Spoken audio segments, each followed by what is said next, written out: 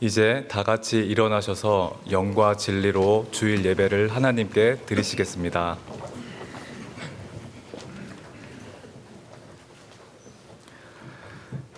너희는 택하신 족속이요 왕 같은 제사장들이요 거룩한 나라요 그의 소유가 된 백성이니 이는 너희를 어두운 데서 불러내어 그의 기이한 빛에 들어가게 하신 이의 아름다운 덕을 선포하게 하려 하심이라.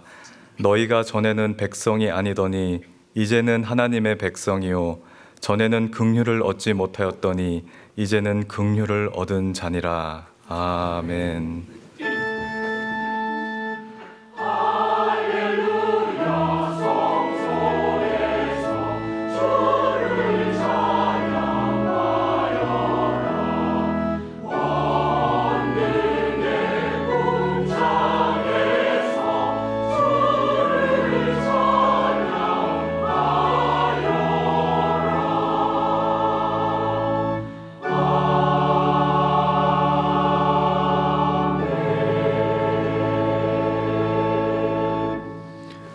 하나님 아버지, 오늘도 어김없이 우리를 택하시고 이곳으로 불러주셔서 주님께 예배드리게 하심을 감사합니다. 예배 가운데 우리가 주님의 족속, 왕같은 제사장, 거룩한 나라임을 알게 해주시고 주님의 아름다운 덕을 선포하는 삶이 회복되게 해주십시오. 우리가 때로 이러한 거룩한 정체성을 잃어버리고 기이한 빛에서부터 다시 어두운 데로 들어갔던 미련한 모습을 그리스도의 보혈로 씻어주시고 용서해 주십시오.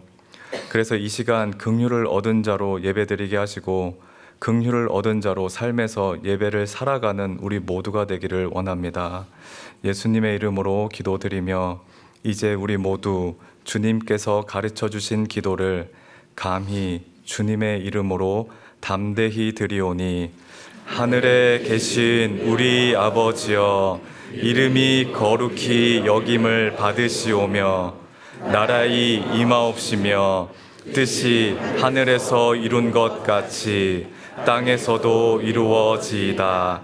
오늘날 우리에게 일용할 양식을 주옵시고 우리가 우리에게 죄 지은 자를 사하여 준 것 같이 우리 죄를 사하여 주옵시고 우리를 시험에 들게 하지 마옵시고 다만 악에서 구하옵소서. 대개 나라와 권세와 영광이 아버지께 영원히 있사옵나이다. 아멘.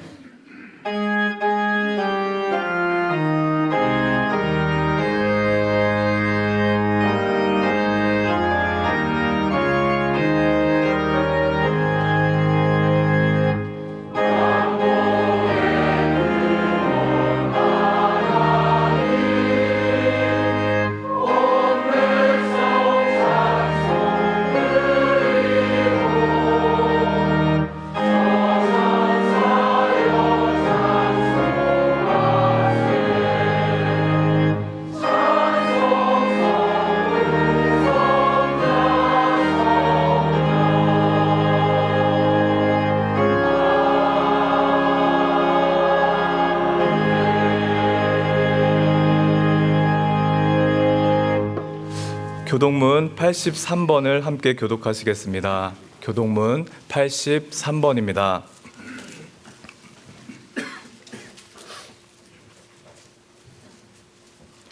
주 안에서 항상 기뻐하라. 내가 다시 말하노니 기뻐하라. 너희 관용을 모든 사람에게 알게 하라. 주께서 가까우시니라. 아무것도 염려하지 말고 다만 모든 일에 기도와 간구로 너희 구할 것을 감사함으로 하나님께 아뢰라. 그리하면 모든 지각에 뛰어난 하나님의 평강이 그리스도 예수 안에서 너희 마음과 생각을 지키시리라.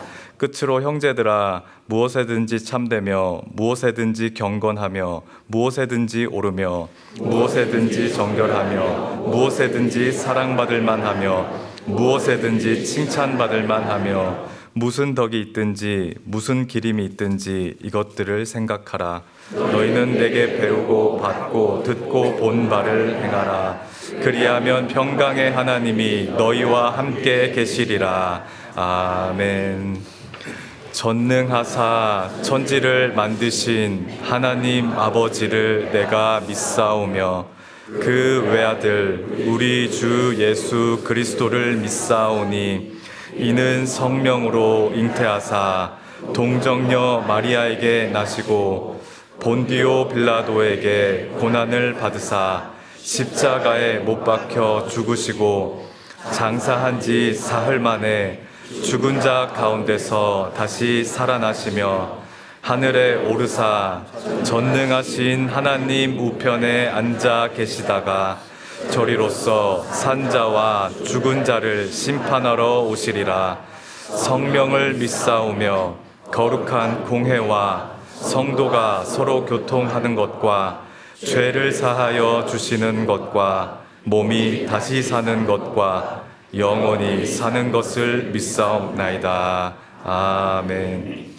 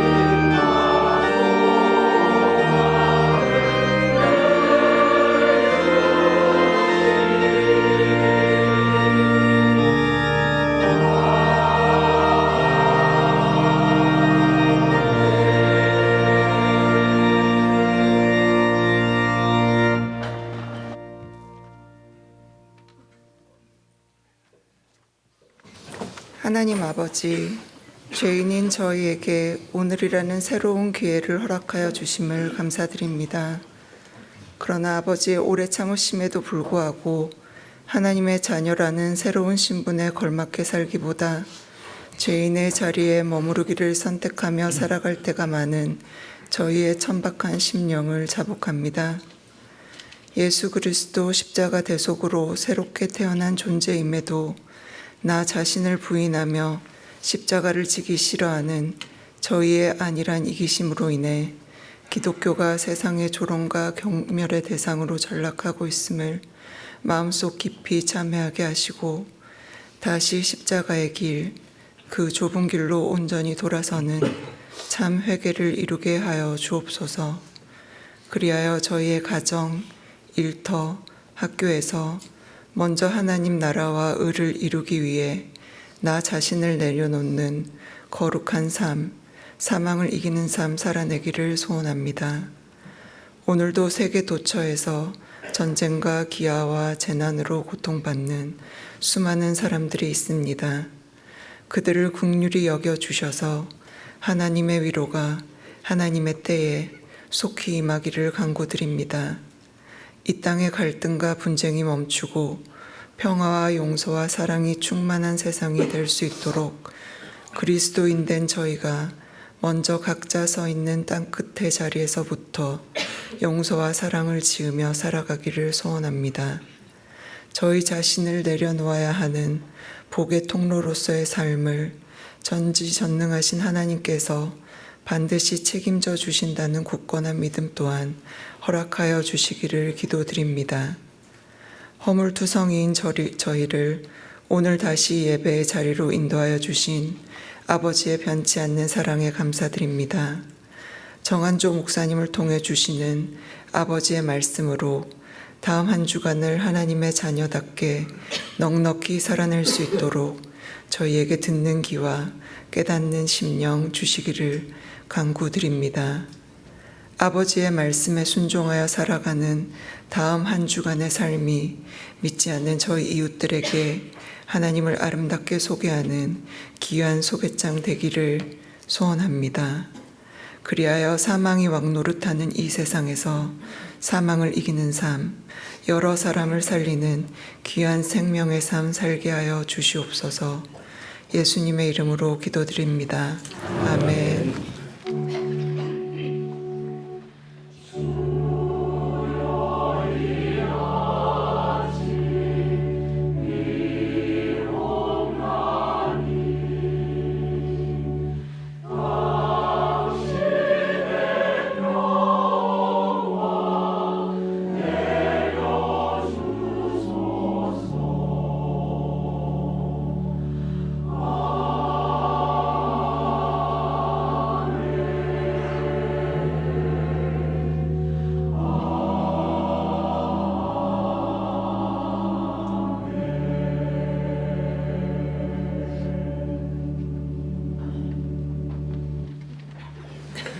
교회 소식을 알려드리겠습니다.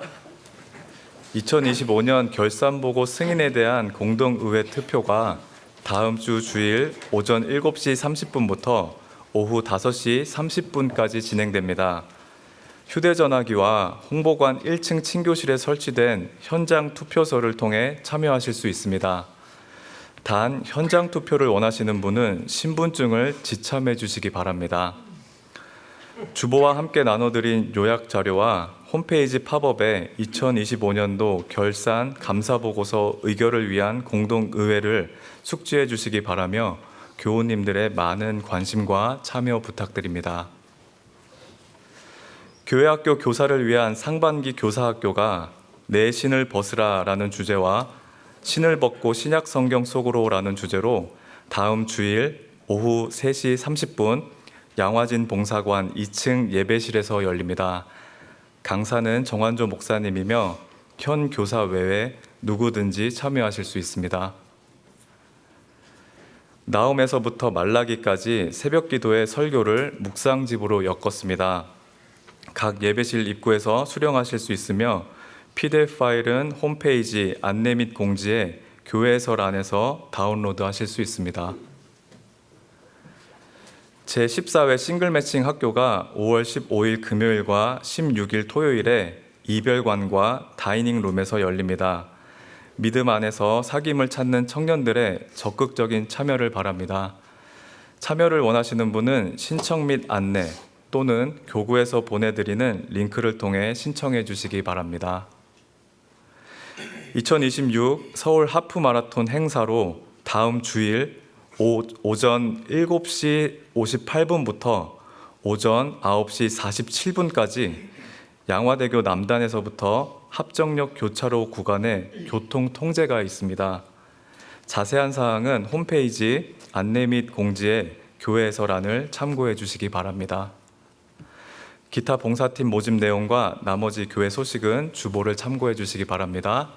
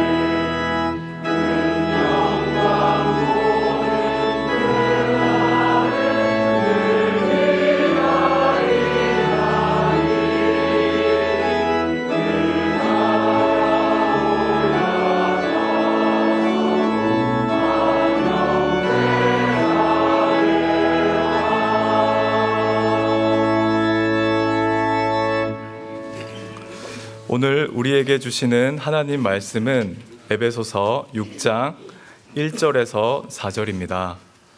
신약성경 316쪽입니다. 에베소서 6장 1절에서 4절입니다. 제가 봉독하겠습니다. 자녀들아, 주 안에서 너희 부모에게 순종하라. 이것이 옳으니라. 내 아버지와 어머니를 공경하라.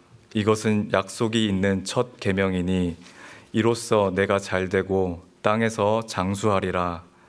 또 아비들아, 너희 자녀를 노엽게 하지 말고 오직 주의 교훈과 훈계로 양육하라. 아멘.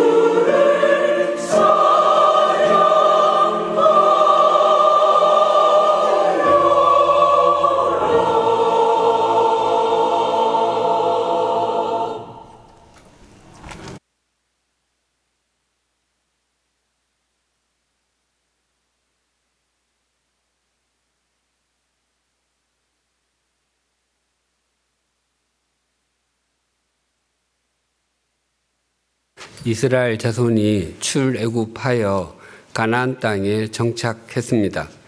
처음에는 여호수아가 최고의 지도자가 되어서 이스라엘을 다스렸습니다.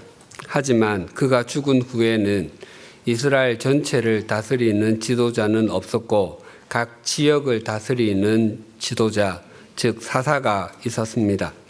그때부터 사울 왕이 즉위할 때까지의 350년 동안을 사사시대라고 부릅니다. 사사시대의 문이 닫히고 왕정시대의 문이 열리는데 그 통로가 된 사람은 사무엘 선지자입니다.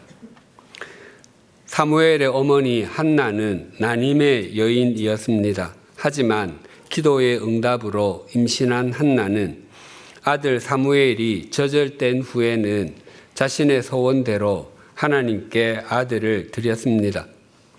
사무엘상 3장 1절이 이러합니다. 아이 사무엘이 엘리 앞에서 여호와를 섬길 때에는 여호와의 말씀이 희귀하여 이상이 흔히 보이지 않았더라. 사무엘은 17살 무렵부터 엘리 제사장의 스라에서 자라기 시작했고 아이 사무엘이 이때는 12살 정도가 되었을 때입니다. 그런데 그 시대에는 여호와의 말씀이 희귀하고 이상이 흔히 보이지 않았다라고 합니다.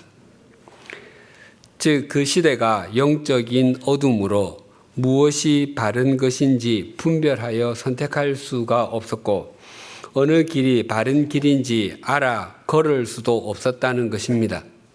하나님의 말씀과 하나님의 뜻을 제대로 전해주는 제사장이나 선지자도 없었고 하나님의 뜻을 구하는 사람들도 희박했던 것입니다.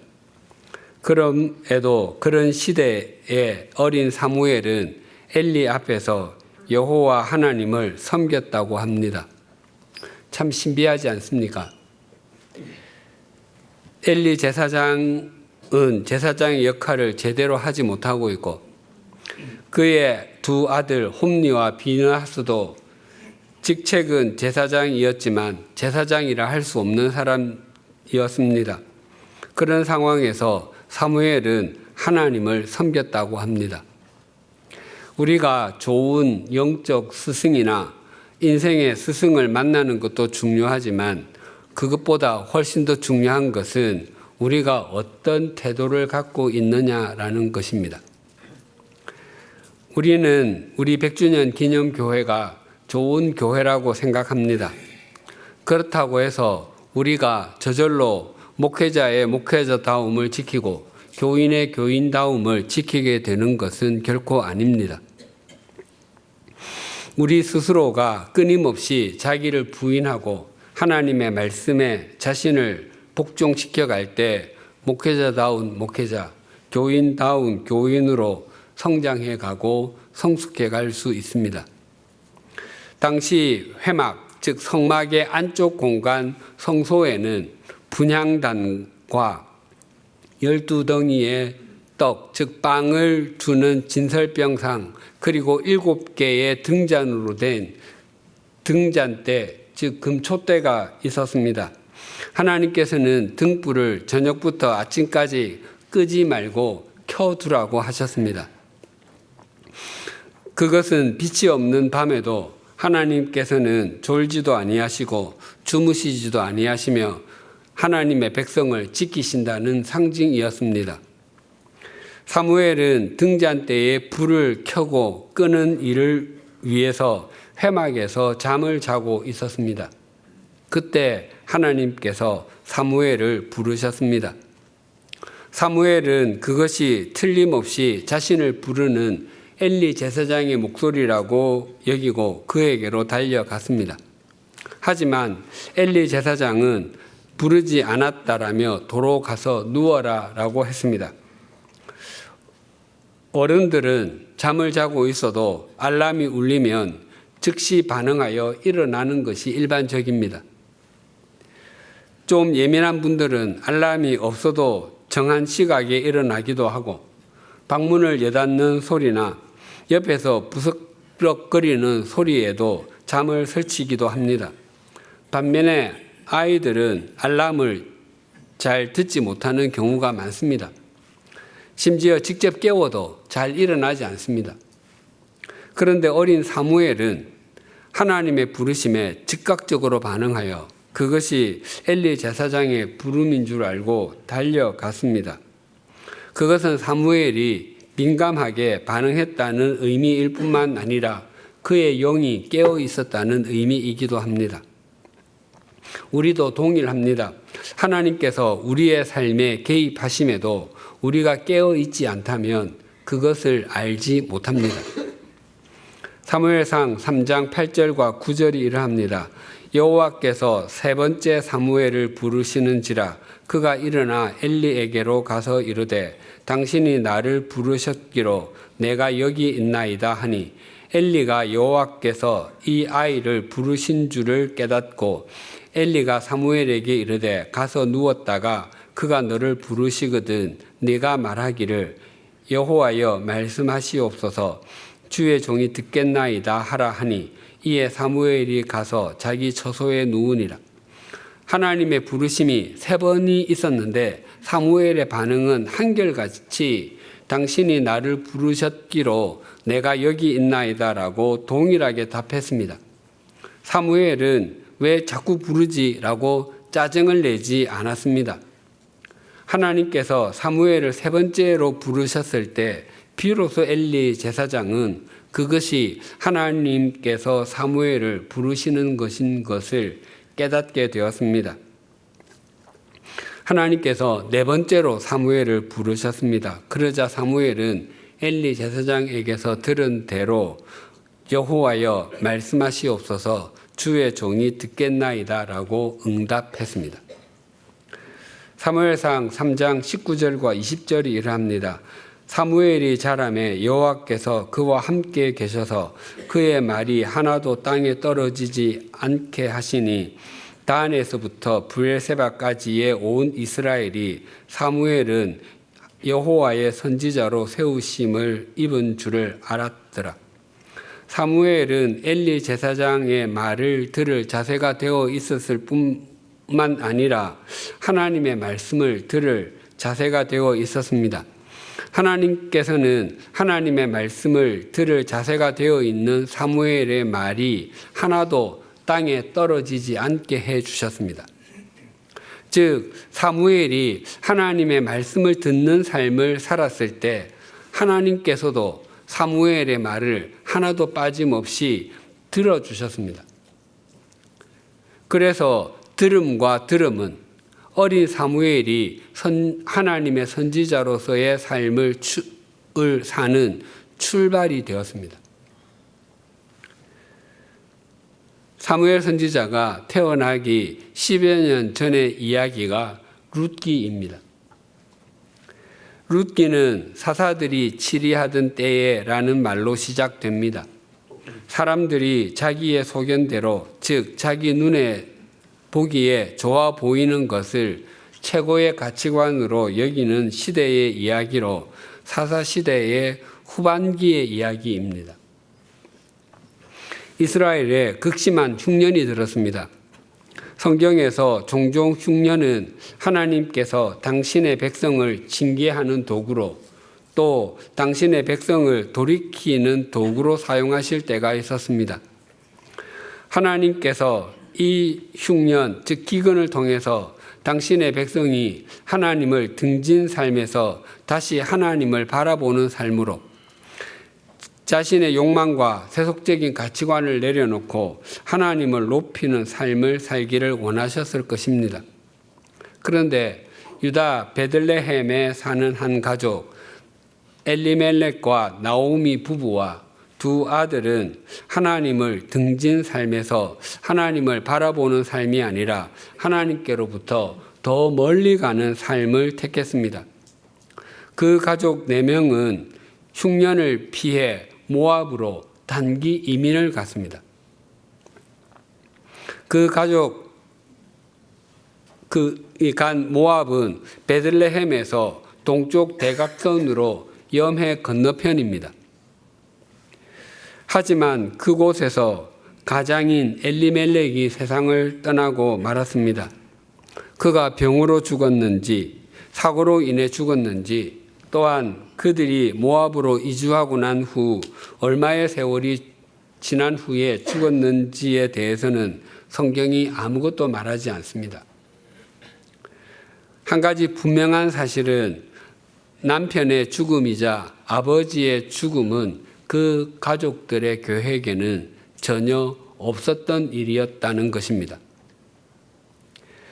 가장 엘리멜렉의 죽음으로 인해 그 가정은 모압에서 계속 머무를 것인지 아니면 고향 베들레헴으로 돌아갈 것인지를 결정해야 했습니다. 나오미의 가족은 귀국하지 않고 계속 그곳에 머무는 것으로 결정했습니다. 그래서 단기 거주, 단기 이민이 장기 거주, 장기 이민이 되었습니다. 거기서 두 아들이 모압 여인과 결혼했습니다. 그렇게 10년의 세월이 지났습니다. 그 기간에 두 아들이 죽었고 남은 사람은 시어머니 나오미와 두 며느리 룻과 오르바밖에 없었습니다. 그러던 어느 날 나오미는 하나님께서 자기 백성을 돌보셔서 양식을 주셨다는 소식을 듣고 모압에서의 삶의 마침표를 찍고 두 며느리와 함께 고향 베들레헴으로 돌아가기를 결단하고 출발했습니다. 나오미가 베들레헴으로 돌아가기로 결정한 것은 단순한 귀국, 귀향이 아니라 회개와도 같았습니다. 즉 나오미는 베들레헴으로만 돌아가는 것이 아니라 하나님께로 돌아가는 것이었습니다. 우리의 삶에서도 크고 작은 문제를 해결하기를 원할 때 가장 먼저 해야 하는 것은 하나님께로 돌아가는 것이고 하나님께 내 시선을 집중하는 것입니다. 고향으로 돌아가던 나오미가 두 며느리에게 이렇게 말했습니다. 룻기 1장 8절과 9절 상반절입니다. 나오미가 두 며느리에게 이르되 너희는 각기 너희 어머니의 집으로 돌아가라. 너희가 죽은 자들과 나를 선대한 것 같이 여호와께서 너희를 선대하시기를 원하며 여호와께서 너희에게 허락하사 각기 남편의 집에서 위로를 받게 하시기를 원하노라. 두 며느리 룻과 오르바는 그들의 죽은 남편에게는 물론 시어머니 나오미에게도 굉장히 잘한 것으로 보입니다. 두 며느리가 떠나고 나면 나오미는 문자 그대로 아무데도 기댈 데가 없는 혈혈단신의 과부가 됩니다. 그럼에도 나오미는 자신을 위해서가 아니라 두 며느리를 위해서 어머니의 집, 즉 고향 모압으로 돌아가라고 합니다. 그것은 나오미가 두 며느리를 인간적으로는 중심으로 사랑하기 때문이었습니다. 나오미는 두 며느리의 인생 방향은 유다 베들레헴을 향하는 것보다 모압을 향하는 것이 훨씬 더 낫다고 생각했습니다. 왜냐하면 그들은 유다 사람이 아니라 모압 사람이었기 때문입니다. 또한 나오미는 두 며느리에게 단지 고향으로 돌아가는 것뿐만 아니라 재혼까지 권하고 있습니다. 그것이 지금의 삶보다 훨씬 나을 것이기 때문이었습니다. 시어머니 나오미의 제안에 두 며느리는 우리는 어머니와 함께 어머니의 백성에게로 돌아가겠나이다 라고 답했습니다. 나오미는 두 며느리에게 계속해서 고향으로 돌아가는 것이 더 유익하다고 권했습니다. 결국 두 며느리 중 오르바는 시어머니에게 입을 맞추고 고향으로 돌아갔습니다. 하지만 룻은 끝까지 시어머니와 함께 동행하겠다는 결단을 이렇게 피력했습니다. 룻기 1장 16절과 17절입니다. 룻이 이르되 내게 어머니를 떠나며 어머니를 따르지 말고 돌아가라 강권하지 마옵소서. 어머니께서 가시는 곳에 나도 가고 어머니께서 머무르시는 곳에서 나도 머물겠나이다. 어머니의 백성이 나의 백성이 되고 어머니의 하나님이 나의 하나님이 되시리니 어머니께서 죽으시는 곳에서 나도 죽어 거기 묻힐 것이라. 만일 내가 죽는 일 외에 어머니를 떠나면 여호와께서 내게 벌을 내리시고 더 내리시기를 원하나이다 하는지라. 룻이 어머니께서 가시는 곳에 나도 가고 어머니께서 머무시는 곳에 나도 머물겠다라고 말한 것은 어머니의 선택이 나의 선택이 된다고 결단하는 것과 같습니다. 우리가 어떤 것을 선택하게 되는지는 우리의 자유입니다. 하지만 우리가 무엇을 선택하고 나면 우리는 우리가 선택한 그것에 의해서 지배를 받게 됩니다. 우리가 하나님의 말씀을 선택하여 읽으면 우리는 하나님의 말씀의 영향을 받습니다. 각종 중독도 마찬가지입니다. 처음엔 자신이 모두 선택한 것입니다. 그러나 자신이 선택한 다음에는 선택한 그것의 영향을 받게 되고 심하게 영향을 받게 되는 것이 중독입니다. 그리고 어머니의 백성이 나의 백성이 된다라는 것은 자신의 신분이 달라졌음을 고백하는 것입니다.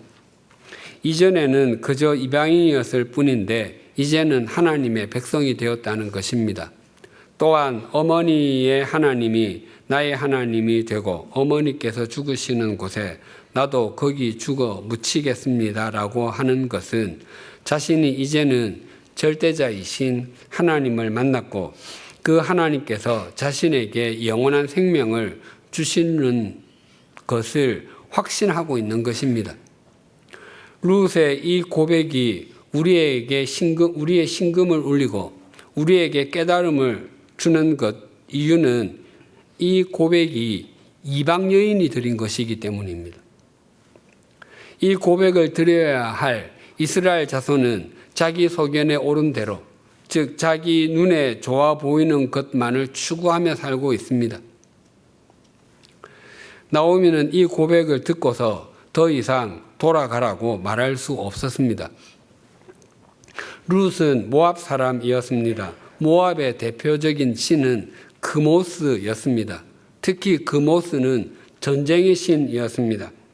모압 사람들은 그모스를 위해 신전을 건축하고 섬겼으며 전쟁에서 승리하기 위해서 아이들을 불로 태워서 바치는 인신 제사를 드리기도 했습니다. 그래서 모압 사람들은 그모스의 백성이라고 불렸습니다. 룻은 결혼 후에 시어머니를 통해서 그리고 남편을 통해서 여호와 하나님에 대한 신앙을 깊이 갖게 되었을 것입니다. 나오미는 룻에게 세상적인 시각으로는 매력적인 시어머니가 아니었습니다. 그저 가난하고 늙은 여인일 뿐이었습니다. 시어머니를 따라서 베들레헴으로 간다고 할지라도 그곳에 넓은 전답이나 과수원이 있었던 것도 아니었고 먹고 살만한 부동산이 있었던 것도 아니었습니다. 하지만 그 시어머니를 통해서 창조자 하나님을 알게 되었고 영원한 생명을 얻게 되었습니다. 우리가 누군가를 통해서 창조주 하나님, 구원자 하나님, 인도자 하나님을 알게 되었다면 그분은 우리에게 모든 것을 다 알게 해준 것이나 다름이 없습니다.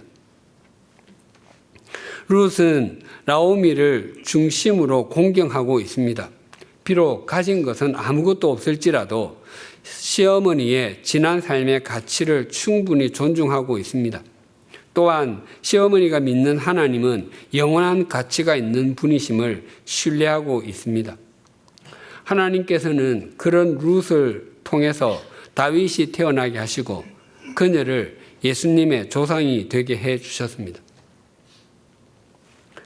오늘 본문에서도 사무엘의 순종처럼 부모에게 순종하고 룻의 공경처럼 부모를 공경하라고 말씀합니다. 본문 1절에서 3절이 이렇게 증가합니다.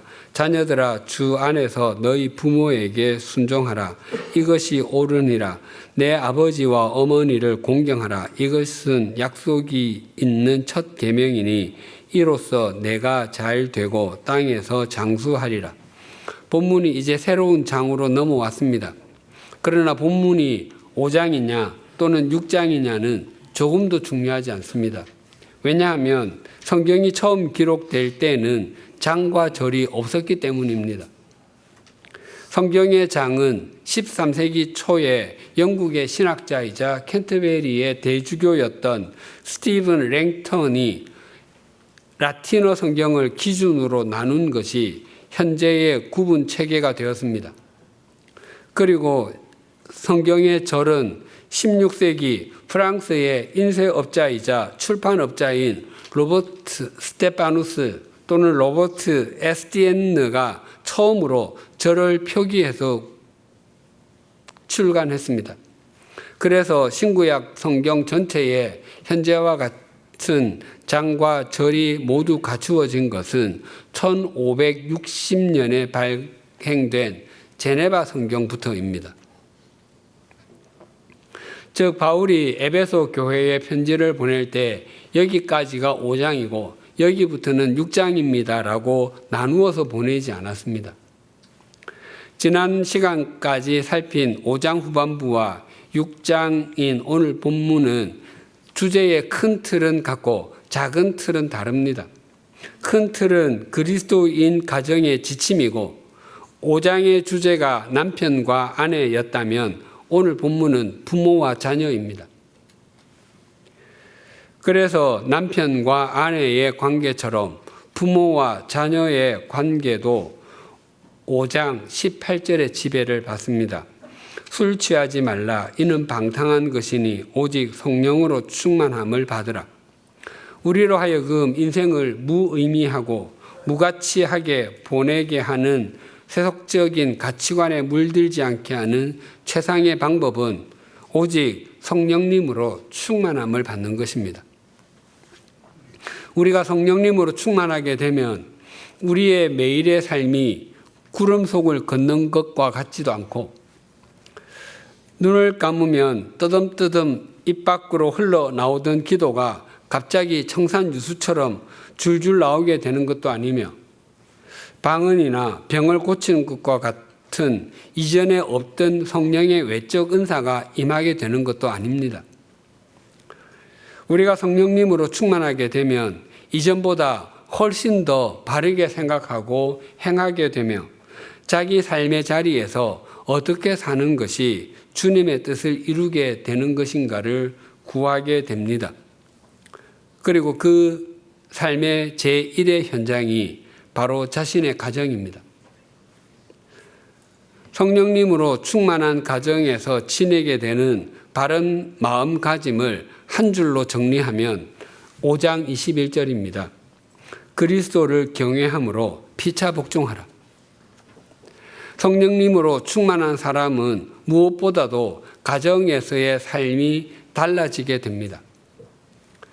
고대에는 대부분의 사회에서 의무가 아내에게만 부과되곤 했습니다. 하지만 성령님으로 충만한 사람은 가정에서 남편과 아내가 피차 복종하게 된다고 말씀하십니다.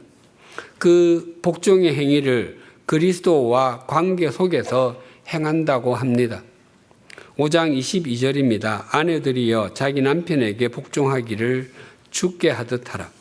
5장 25절입니다. 남편들아 아내 사랑하기를 그리스도께서 교회를 사랑하시고 그 교회를 위하여 자신을 주신 같이 하라.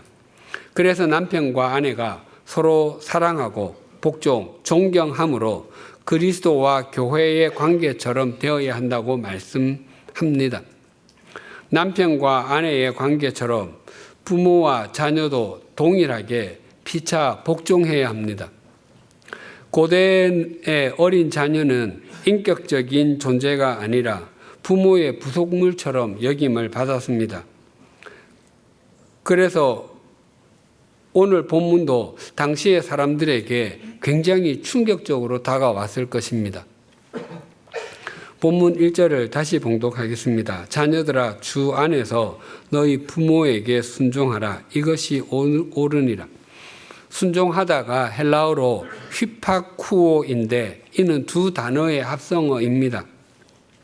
무엇 아래를 뜻하는 전치사 또는 접두어인 휘포와 듣다를 뜻하는 동사 아쿠오가 합해져서 이루어진 단어입니다. 그래서 순종하다는 무엇 아래에서 듣는다입니다. 즉 부모에게 순종한다는 것은 부모의 위에서 듣지 않고 아래에서 듣는 것입니다.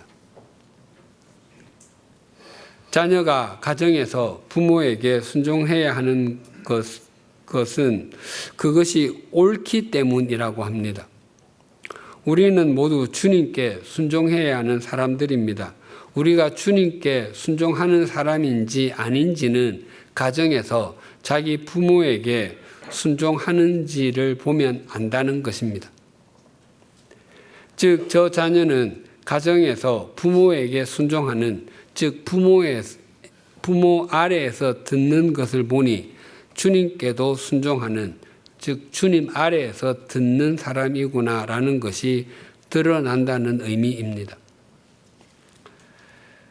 자녀가 부모에게 순종해야 하는 의무를 2절은 이렇게 증가합니다. 내 아버지와 어머니를 공경하라. 이것은 약속이 있는 첫 계명이니. 공경하다가 헬라어로 티마오인데 이는 높은 값을 매기다입니다. 즉 부모의 삶의 가치를 높게 매겨드리는 것입니다. 자신의 나이에 따라 아버지가 어떤 분으로 다가오는지에 대한 글이 있습니다. 요약하면 이렇습니다. 4살 때 아빠는 뭐든지 할 수 있으시다. 6살 때 아빠는 다른 아이들의 아빠보다 똑똑하시다. 12살 때 아빠는 그것에 대해 아무것도 모르는 건 당연한 일이다. 아버진 어린 시절을 기억하기엔 너무 나이가 드셨다. 21살 때 우리 아빠, 주님, 아빠는 구제불능일 정도로 시대에 뒤졌습니다. 30살 때 아마도 아버지의 의견을 물어보는 게 좋을 듯하다. 아버진 경험이 많으시니까. 40살 때 아버지라면 이럴 때 어떻게 하셨을까라고 종종 생각한다. 아버진 그만큼 현명하시다. 50살 때 아버지가 지금 내 곁에 계셔서 이 모든 걸 말씀드릴 수 있다면 난 무슨 일이든 할 것이다. 아버지가 얼마나 훌륭한 분이신가를 미처 알지 못했던 게 후회스럽다. 아버지로부터 더 많은 걸 배울 수도 있었는데 난 그렇게 하지 못했다. 인생의 가치를 바르게 매길 수 있는 사람은 참 지혜롭고 복됩니다. 이 세상 모든 사람은 누구의 자녀로 태어납니다. 세월이 지나면 누구의 부모가 됩니다. 결혼하여 자녀가 태어나는 가정에서는 예외가 없습니다. 그렇다면 우리에게 관건은 어떤 자녀가 되고 어떤 부모가 되는가 하는 것입니다. 어떤 자녀가 좋은 자녀이고 어떤 부모가 좋은 부모이겠습니까? 두말할 필요도 없이 하나님의 말씀에 순종하는 자녀와 부모입니다. 부모의 역할에 대해서는 다음 시간에 상세히 살펴보겠습니다만 하나님의 말씀을 떠나서는 결코 바르고 좋은 자녀, 바르고 좋은 부모는 될 수 없습니다. 바르고 좋은 자녀가 되는 것은 자기 부모에게 순종하고 자기 부모를 공경해야 함은 말할 필요도 없고 순종하고 공경해야 할 사람 앞에서도 하나님의 말씀을 따르는 것입니다. 사무엘은 어렸을지라도 나이가 많이 들어 앞을 잘 볼 수 없었던 엘리 제사장과 하나님의 말씀을 듣고 순종했습니다. 룻은 세상적으로는 아무것도 가진 것이 없는 시어머니의 삶과 믿음의 가치를 존중했고 시어머니를 통해 알게 된 하나님을 공경했습니다. 그렇게 순종하는 삶과 공경하는 삶을 살았던 사무엘과 룻은 한 시대의 문을 닫고 새 시대의 문을 열었을 뿐만 아니라 하나님의 역사의 통로가 되었습니다. 우리 모두 주어진 삶의 자리에서 세속적 가치관과 욕망의 신을 벗고 하나님의 말씀에 순종하고 하나님을 공경하는 삶을 살아내십시다. 그때 우리는 우리 삶의 자리에서 어둠의 문을 닫고 빛의 문을 열게 될 뿐만 아니라 하나님의 역사를 세상에 보여주는 주님의 통로가 될 것입니다. 기도하시겠습니다. 하나님 아버지, 사무엘이 어린 시절 하나님을 섬길 때는 하나님의 말씀이 희귀하고 하나님께서 보여주시는 계시도 흔하지 않았습니다. 사무엘이 그런 시대를 살았을지라도 하나님 앞에서 살면서 엘리 제사장의 말은 물론 하나님의 말씀을 듣는 바른 태도를 갖고 있었습니다. 우리도 하나님의 말씀을 듣는 귀를 주시고 들은 그 말씀에 순종하게 하여 주시옵소서.